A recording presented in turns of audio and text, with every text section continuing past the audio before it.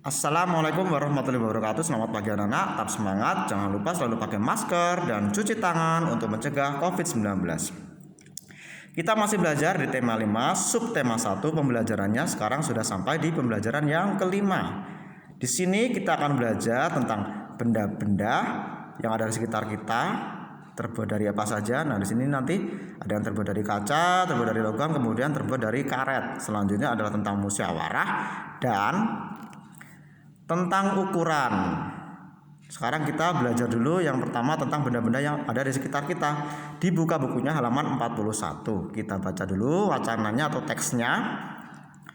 Bahan untuk membuat benda tidak hanya berasal dari kayu, kertas, dan plastik. Perhatikan benda-benda yang ada di rumahmu. Benda yang kamu gunakan sehari-hari. Adakah benda yang bukan berasal dari kayu, kertas, atau plastik? Tuliskan bahan yang digunakan untuk membuat benda-benda tersebut. Sebutkan nama-nama benda yang dihasilkannya. Nah, di sini sudah ada penjelasannya. Kita baca lagi. Bacalah informasi berikut ini. Yang pertama, benda dari kaca. Ada benda-benda yang dibuat dari kaca. Benda tersebut antara lain gelas, piring, mangkuk, kacamata, akuarium, jendela, dan peralatan laboratorium. Kaca memiliki sifat kedap air dan tembus cahaya. Oleh karena itu, kaca digunakan untuk membuat benda yang tahan air. Selanjutnya, benda dari logam. Coba amati benda yang ada di rumahmu. Adakah benda yang dibuat dari logam? Benda-benda tersebut antara lain panci, penggorengan, sendok sayur, sendok makan, kerangka mobil, dan pagar rumah. Mengapa benda-benda tersebut dibuat dari logam? Karena logam memiliki sifat kuat, dapat dibentuk, dan penghantar panas yang baik. Benda dari karet. Perhatikan penghapus pensil. Terbuat dari apakah penghapus itu? Penghapus dibuat dari karet. Benda-benda lainnya yang dibuat dari karet antara lain ban, balon, sandal karet, bola, dan sarung tangan. Bagaimanakah sifat karet? Sifat karet itu adalah elastis. Elastis itu adalah bisa ditarik, tidak kaku. Ditarik tapi nanti kembali lagi. Itu namanya elastis. Selanjutnya di sini ada tugas, kalian perhatikan.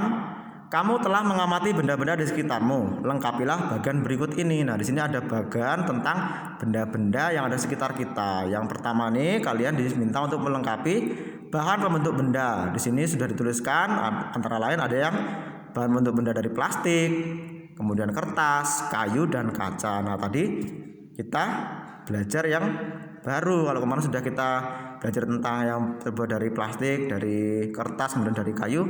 Yang tadi barusan kita pelajari adalah yang terbuat dari kaca, kemudian apa lagi? Ada yang terbuat dari, kita baca di sini wacananya sudah ada. Terbuat dari logam, kemudian ada yang terbuat dari karet. Dilengkapi. Berarti ada yang dari kaca, dari logam, dan karet. Kemudian diminta untuk menyebutkan sifat bahannya. Kalau kaca tadi sifat bahannya bagaimana? Tadi sudah ada informasinya di sini. Nah, kalian cari.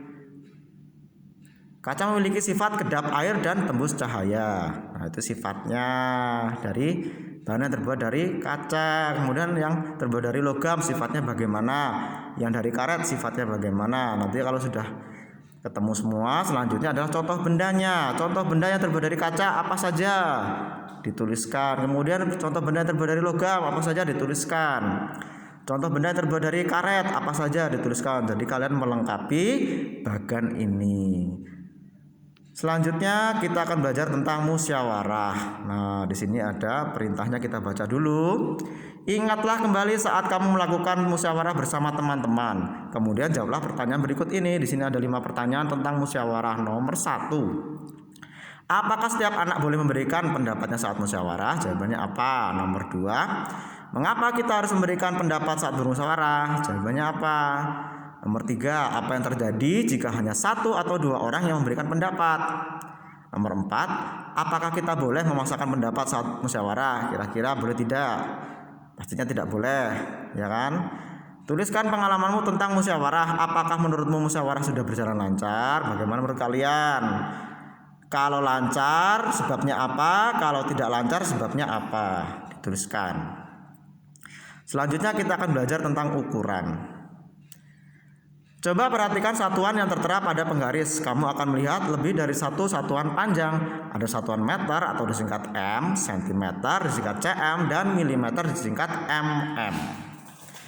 Perhatikanlah di penggaris kalian, pastikan ada satuannya itu, ada yang M, ada yang cm, dan mm. Apakah berbeda? Ya tentu saja berbeda. Di sini nanti kita akan belajar tentang perbedaannya apa sih antara M dengan cm dan mm. Kita lihat dulu si Udin ini memberikan penjelasan. M, cm, dan mm adalah satuan panjang. Apakah kamu dapat mencari hubungan antara satuan M, cm, dan mm? Kemudian Siti menjawab nih diisi kira-kira apa? Pak Guru bantu jawabnya ya. 1 M itu sama dengan 100 cm. Kemudian 1 M itu sama dengan 1000 mm atau milimeter, ya ini sentimeter. Jadi sini nanti kita akan belajar untuk merubah jumlah satuannya apabila asalnya dari M atau meter dirubah menjadi cm, menjadi sentimeter, atau nanti dirubah menjadi mm atau menjadi milimeter. Untuk lebih jelasnya lagi kita perhatikan di sini ada contoh. Benny mengukur panjang pita 5 m 30 cm atau 5 meter lebih 30 cm atau cm. Berapa panjang pita dalam satuan cm? Nah, di sini tadi panjang pitanya 5M dan 30 cm. Yang 5 ini masih M. Kalau 30-nya sudah cm, 30-nya tidak usah dirubah. Yang dirubah 5 karena tadinya masih M. Kita mau merubah menjadi cm. Ingat tadi 1M itu sama dengan 100 cm. Jadi kita rubah nih. 5M ditambah 30 cm, 5M sama dengan, nah ini 500 cm karena 1M itu 100 cm. Atau kalian kalau hafal perkalian dikalikan saja, 5 dikali 100 ketemunya 500. Karena ini sudah cm, 30-nya tetap menjadi 30. 5M 30 cm sama dengan 500 cm. Nah ini sudah berubah sama dari cm ya. Ini tadi M jadi cm ditambah 30 cm. Nah ini sudah bisa digabungkan. Berarti jawabannya 530 cm. Jadi panjang pita adalah 530 cm. Selanjutnya, panjang mobil Ayah Dayu adalah 410 cm. Panjang mobil Ayah Dayu dalam satuan M adalah, nah ini sekarang kita diminta untuk merubah dari cm menjadi m. Ini berarti dibagi, kalau tadi dikali ini dibagi. Kalau dari m ke cm dikali 100, nah ini dari cm ke m, berarti kebalikannya perkalian adalah pembagian. Jadi 410 dibagi 100. 410 cm sama dengan 400 cm. Nah ini sudah cm kan. Kemudian plus 10 cm. Ini dibagi 100 jadi nolnya hilang 2 ya. Jadi m 4m ditambah 10 cm. Jawabannya 4m 10 cm. Ini yang berarti cuma salah satu saja yang dirubah.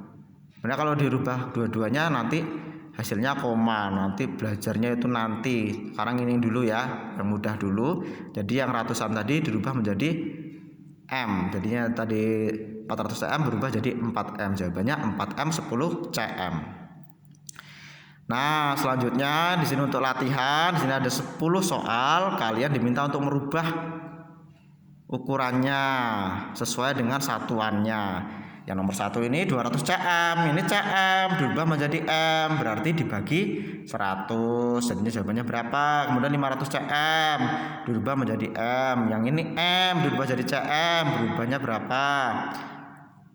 Kemudian yang lainnya yang ini 2m 45 cm berubah menjadi cm, yang ini berubah berarti m-nya 4-nya tetap. Selanjutnya 70M dan 9cm. Nah ini berapa? Kalian rubah untuk latihan ya. Jadi kalian punya 3 tugas. Yang pertama adalah melengkapi bagan tentang bahan-bahan pembentuk benda di sini. Kemudian selanjutnya adalah tentang musyawarah nomor 1 sampai 5 dan merubah sesuai dengan satuan panjangnya apa. Jadi jumlahnya nanti berubah. Pak Guru tunggu jawabannya di WA. Pak Guru akhiri. Assalamualaikum warahmatullahi wabarakatuh.